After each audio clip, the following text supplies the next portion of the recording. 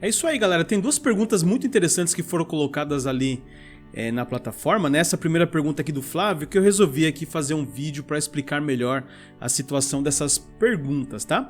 As duas envolvendo aí a pronúncia, basicamente. O Flávio perguntou assim, ó, por que a pronúncia da palavra hate não acontece aquele flap T? Para quem não assistiu ainda essa primeira aula dos Linking Sounds, a gente vai ensinar que muitas vezes o T, né, e a letra D, quando estão cercadas por vogais, elas ficam com o som de R. Ele está perguntando por que o som é hate e não hate, né, que seria basicamente a regra geral do negócio. Então a gente tem que analisar aqui, eu achei essa pergunta muito interessante, pelo seguinte, ó, o T está cercado por vogais, certo? Por que ele não fica então com esse som aqui de R? Pelo seguinte, galera, a gente tem que lembrar que o E, no final das palavras, é uma letra, por mais que seja uma vogal, é uma letra que não sai na pronúncia. Então é basicamente como se não tivesse esse E aqui. E tem outro detalhe ainda. Daí, bom, se o E não existe, então ficou a letra T. E a gente lembra que a letra T, quando não emenda com vogal, ela sai com som meio que pela metade. Então a pronúncia do verbo odiar, né? A pronúncia é hate, hate. Você entra no som e já corta. Outras duas palavras que são bem parecidas, ó. Late, atrasado, late. Você começa a entrar no som do T e corta.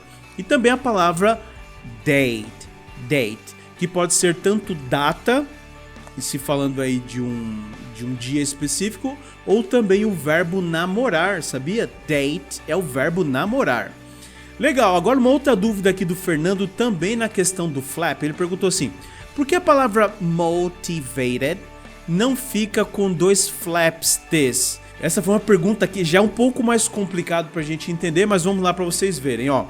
Ele perguntou assim, ó, por que não ficam com dois, ó, porque o T cercado por vogais e o T cercado por vogais? Na verdade, Fernando, o que acontece aqui é o seguinte, geralmente palavras que tem dois T's igual esse, geralmente o primeiro T, ele sai com o som do próprio T, normalmente, tá? Eu vou até colocar mais uma palavra aqui, ó. Por exemplo, ó, potato. E o segundo, ele faz o flap. Só que aqui tem um detalhe ainda mais importante, que é o seguinte. Nessa palavra aqui, ela tem duas opções. Você pode falar motivated, que eu acho que foi a forma que foi falada ali na aula. Só que você também pode falar motivated. Você pode fazer o flap aqui também. Então perceba que é uma coisa mais regional, né? Tem lugares dos Estados Unidos que vão falar mais com o primeiro som de T, outros vão fazer o primeiro som com o som de R. Mas é importante lembrar que esse segundo aqui geralmente sai com o som de R mesmo, tá?